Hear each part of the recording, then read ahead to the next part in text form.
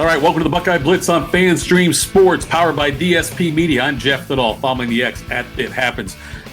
We have so much to get to today, but also go to FanStreamSports.com. Check us out there. The app, FanStream Sports app, absolutely free. Download it for Apple and Android, round-the-clock programming. We're adding great new shows all the time to our lineup. You can catch them there. And then also the Facebook, FanStream Sports Facebook page. Go to that as well. You can interact with hosts and other fans. We're going to start off talking with the Ohio State women's basketball team. They continue to impress. They wrapped up the Big Ten regular season title, knocked off Michigan the other day. Final score there was 67-51. That's 15 straight wins for the Buckeyes. They're 25-3 overall, 16-1 in the Big Ten. The game was actually tied 22-22 at the half. Kevin McGuff and the Buckeyes did what they normally do, which is dominate the third quarter.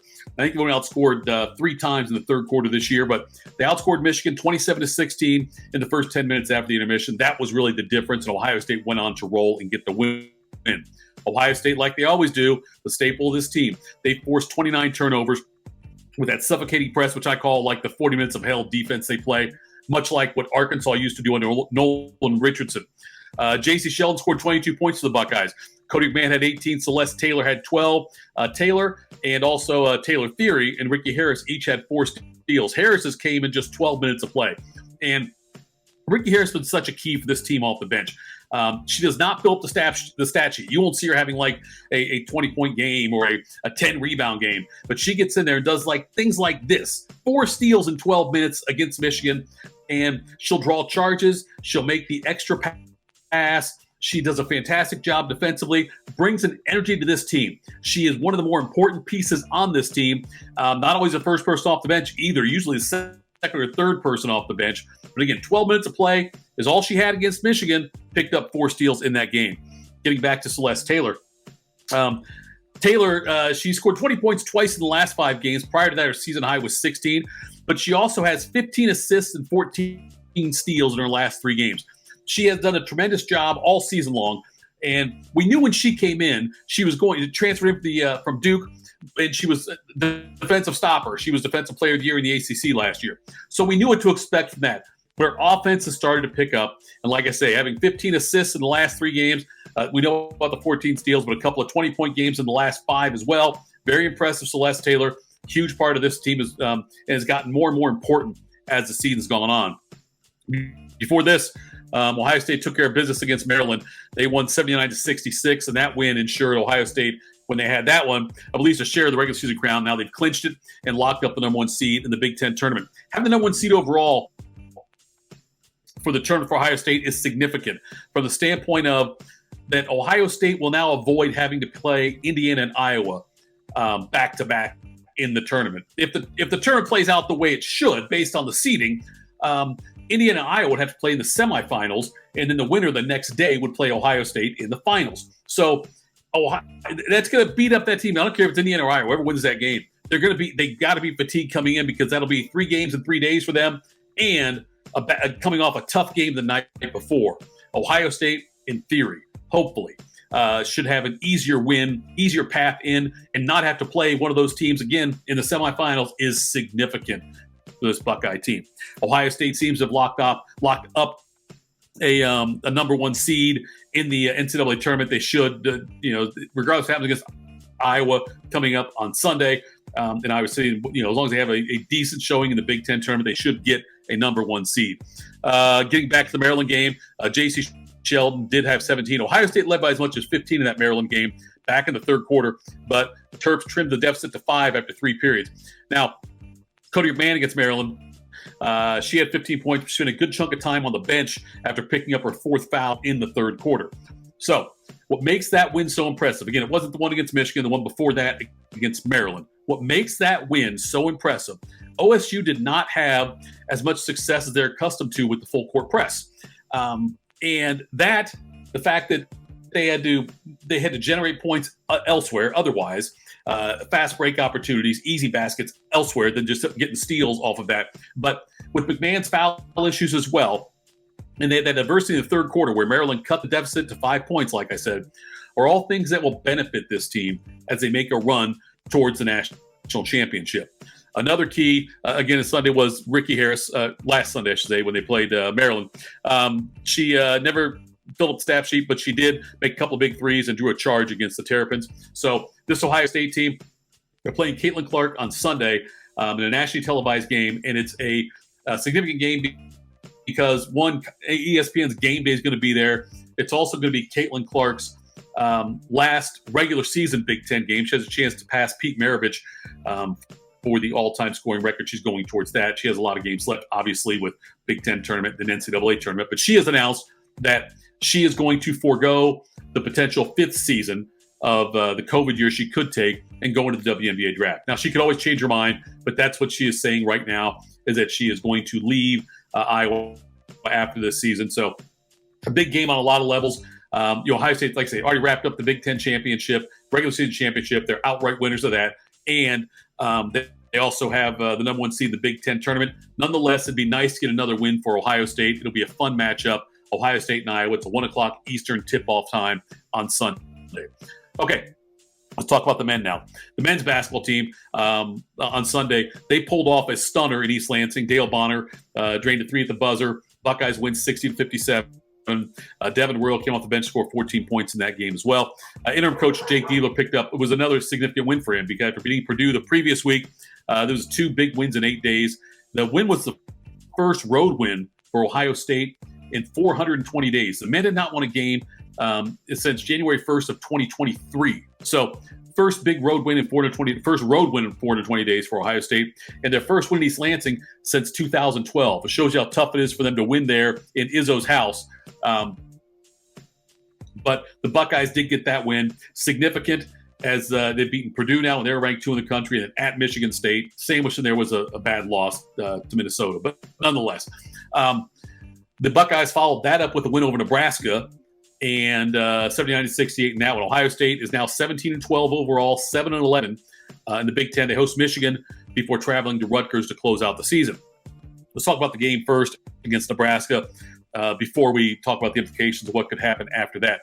First, the Buckeyes did not have their leading scorer for this game. Bruce Thornton was not available due to a migraine. It's the first game he's not started since he got on campus 63 games ago.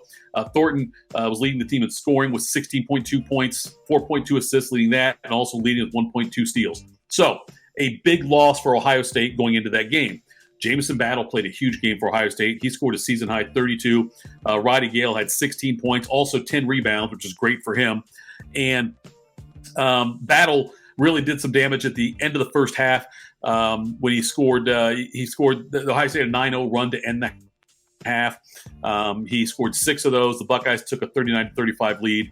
When they took that lead, that was the last time. They led for good after that. I should say that. That's the way it works. It's Nebraska did cut it close though. They got to within 2 points around the 4-minute timeout. They got to within 2 points, but this is where Ohio State normally would fold, I think, this season and probably even last season under Chris Holtman. They didn't make adjustments well down the stretch. And in this game, they did. They had a 9-0 run and took a 77-67 lead with just about 90 seconds left. So they pulled away in this game, in a game where they normally would lose or give away the lead like that. Battle was 9 of 18 and on field goals, 10 of 10 from the free throw line. So, and the Buckeyes, again, by the way, they had a huge advantage in the free throw line. They had 28 attempts. Nebraska just had 8. Buckeyes were 24 of 28. So now the Buckeyes have something that we're not used to them having in the last couple of years under Holtman. They've got momentum, and that's fun to watch under Jake Diebler, the interim coach. You remember when Ohio State beat Purdue, Matt Painter said, the head coach for Purdue said, it would have been the same if Holtman was here. He's wrong. Izzo was talking about how disappointed he was that Ohio State cut ties with Holtman when they did. He's also wrong. Holtman and this squad would have lost all 3 of those games. Purdue, at Michigan State, and Nebraska. I think that Holtman's squad, and I love Chris Holtman, but in close games or in games against, like the Purdue game was tough. The Michigan State game, Ohio State had to rally there. Nebraska had to hold on to lead. Those are things that Holtman's team had not done the last couple of years with any kind of consistency.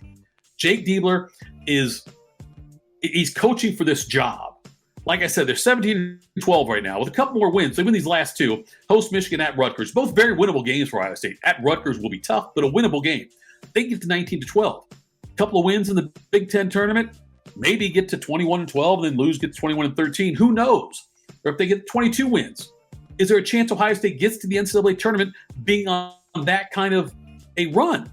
And, that's where I think Jake Diebler is. That's why I say he's coaching for his job. I don't expect him to be the head coach of this team. But you have to start looking at, well, let's see. Since he's been there, they've shown more energy in 3 of the 4 games. They've been able to come back, but able to hold leads, overcome adversity in ways they hadn't in the previous 6 weeks, 8 weeks under Chris Holtmann. So big win for Ohio State, big few wins for Ohio State. We'll see what happens. Like I say, host Michigan at Rutgers, then the Big Ten tournament. And Ohio State has right now got momentum, which is something we don't usually have in January and February when Chris Holtmann's here. So congrats to Jake Diebler so far for what he's doing. All right, one more thing, college football. We got the 12-team playoff coming. They're already talking about changing the playoff for college football. And the most recent proposal has a 14-team playoff, and they're calling it a 3-3-2-2-1 model. What that means is they're talking about 3 automatic berths for Big Ten teams, 3 automatic berths for SEC teams, 2 for ACC, 2 for Big 12, and then 1 for Group of 5. So that right there adds up to 11 spots, and then 3 spots for wild cards, with 1 being to Notre Dame if they're ranked in the top 14. This is the Big Ten and SEC. I think they're trying to flex their muscle a little bit, and I think the other conferences, the ACC and Big 12, the little 2 of the 4 conferences, I guess I would say, that's their way of trying to hang on with the Big Ten and SEC to kind of ride that coattail, and also to get multiple berths for themselves to guarantee that, because there's a real chance if you don't have something built in, the SEC and the Big Ten will dominate. Even in this case, if Notre Dame has a down year, those 3 wild cards could go to Big Ten and SEC, which would be 9 of the 14 teams would be from those 2 conferences. The best way for the ACC and Big 12 to remain relevant in football and relevant in the playoff talk is to have guarantees for multiple teams for each of them.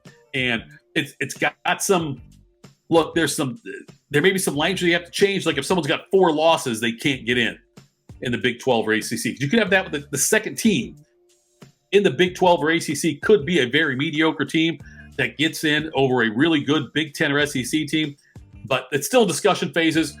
They want to get it figured out sometime by mid-March. We'll see what they do there, but this is something I think the Big 10 and SEC would be fine with, guaranteeing 3 with as many as 6 berths available to each conference, depending on how the wild card and how Notre Dame plays out. But it's called a 3-3-2-2-1 model within the 3 wild cards. So we'll keep an eye on that. There's so much money to be made in this thing. It's funny they haven't even played the first 12-teamer yet, and they're already talking about what a 14-team would look like.